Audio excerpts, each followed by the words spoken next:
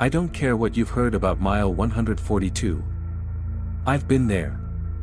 I stopped. And I understand now why nobody else does. I've been driving long haul for almost 11 years.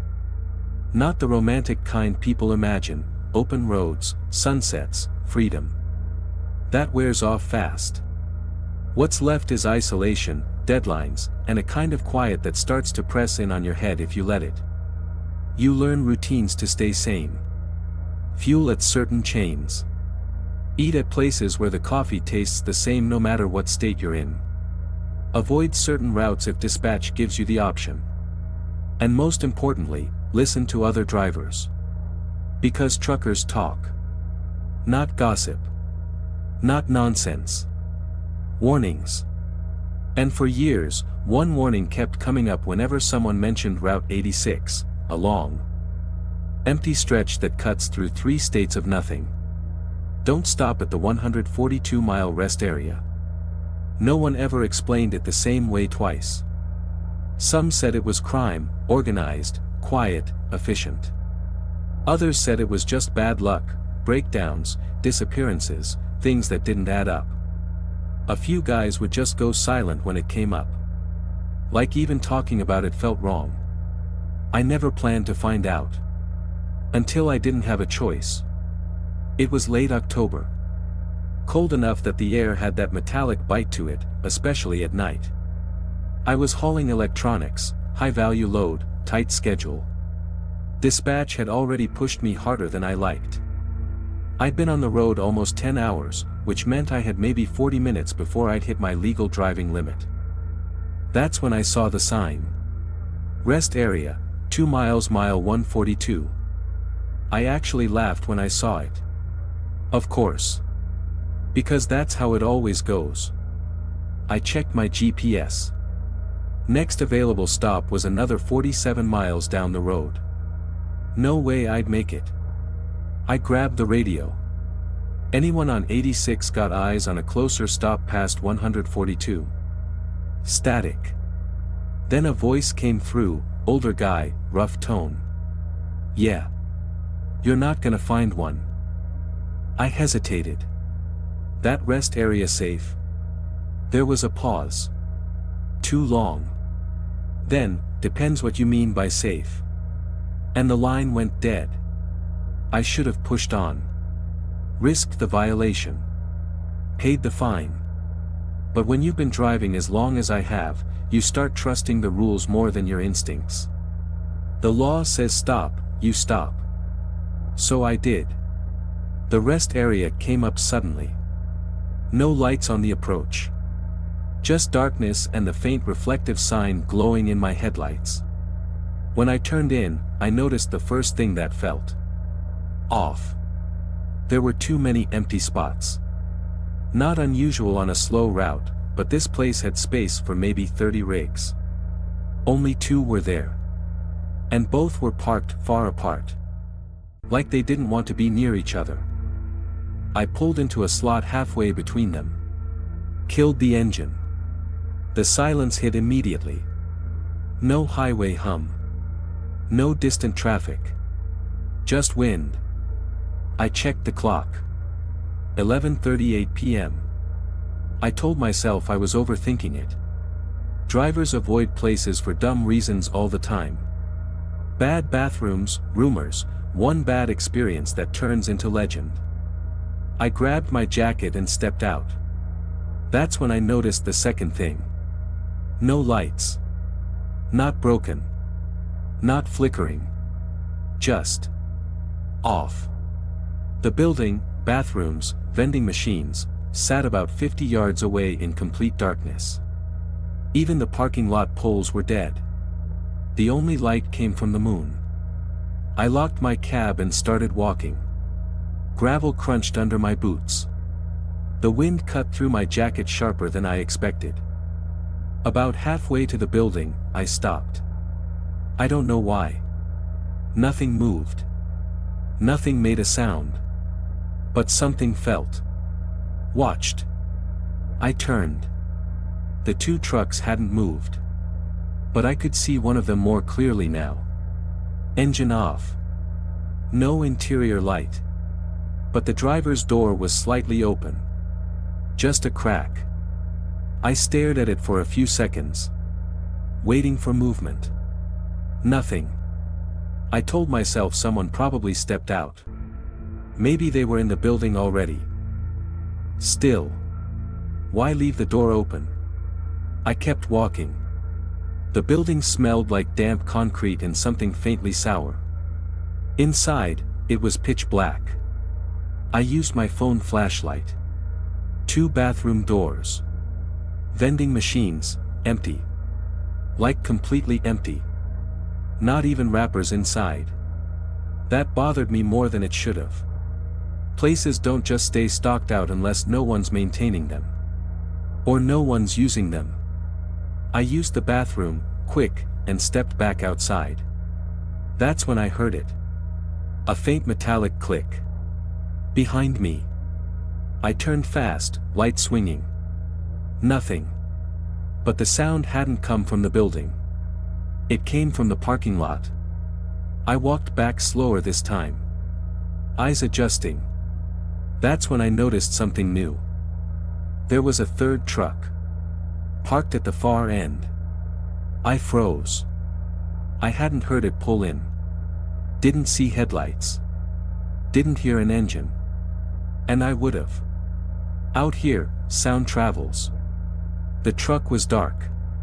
Engine off. No lights. Just sitting there. I felt that pressure again. That feeling of being watched. But stronger now. Closer. I turned toward my rig and started walking faster. Gravel crunching louder than before. Halfway there, I heard it again. Click. This time, I knew what it was. A door latch. I looked toward the first truck, the one with the open door. It was wider now. Open enough to see inside. And I swear, for a split second, I saw movement. Someone shifting in the seat. Hello. I called out. No answer. Just wind. I reached my cab, unlocked it, climbed in, and locked it again immediately. Heart beating faster than it should have. I told myself I was being stupid. Just tired. Everything looks strange when you're exhausted. I leaned back, closed my eyes for a second. That's when I heard it. A knock. Soft. Right behind me. On the sleeper door. I froze. Didn't turn. Didn't move. Another knock. Slightly louder. Hey, a voice said. Male. Low. Close. Truck trouble. I didn't answer. Something about the voice felt rehearsed. Like it wasn't meant to convince me. Just trigger a response. Hey, he said again. Battery's dead. Need a jump. I still didn't move. Didn't even breathe. Then silence. I counted. 10 seconds. 20. 30. Then footsteps. Moving away. Slow. Crunch. Crunch. Crunch. I exhaled slowly. Told myself it was nothing. Just a guy needing help. And I'd ignored him. But I didn't believe that. Because something didn't add up. If his battery was dead, how did he get here without me hearing the engine die? I leaned forward and checked my mirrors. The third truck was still there. Dark. Still. But now, the driver's door was open. My stomach dropped. Then the radio crackled. Loud enough to make me jump. "That you still there?" Same voice from earlier. The older driver. I grabbed the mic. "Yeah. You stop." I hesitated. "Yeah." Silence.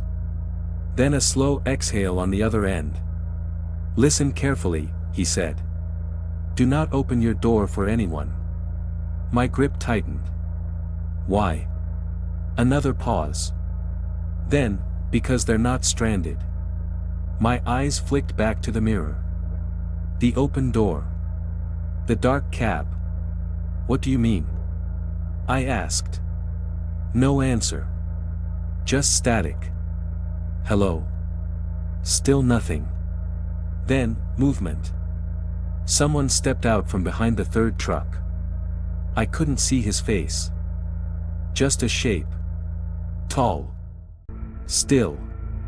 Watching me. Then another figure. From the first truck. And another. From the second. 3 of them now. Spread out. Not walking toward me. Just. Standing. Like they were waiting. My chest tightened. Something clicked into place. This wasn't random. This wasn't coincidence. This was a setup. The empty rest area. The dead lights. The silent arrivals. The stranded driver. They weren't trying to get help. They were trying to get me to open the door. I reached for the ignition. Turned the key. The engine roared to life. The figures moved instantly. Not running. But faster. Purposeful. One of them raised an arm. Waved. Not friendly. More like signaling. Then I saw it. Behind them. Near the tree line. Another vehicle. Low. Dark. Not a truck. A car. It hadn't been there before. The headlights flicked on. Blinding. I slammed it into gear. Hit the gas. The truck lurched forward. Gravel spraying. In the mirror, I saw them scatter. But not far. Just enough. Like they knew I was leaving. Like they'd already decided I wasn't worth chasing. I didn't stop. Didn't slow down. Didn't look back again. I drove for another hour past my limit. Didn't care. Didn't think. Just distance. Eventually, I pulled into a truck stop packed with lights and people and noise. And I sat there. Hands still shaking. The next morning, I asked around. Carefully. Casually. Most drivers just shrugged. Some said they'd heard stories. A few told me flat out, yeah. That place? Don't stop there. One older guy, the kind who's been on the road longer than I've been alive, looked at me different when I mentioned it. 142. He said. I nodded. He leaned in slightly. Lowered his voice. You're lucky. Why? I asked. He held my gaze for a long second. Then said, because sometimes. They don't knock first. I don't take Route 86 anymore. Not even if dispatch begs. And if I ever see a rest area sitting too quiet. Too empty. Too dark. I keep driving. Because now I know the truth.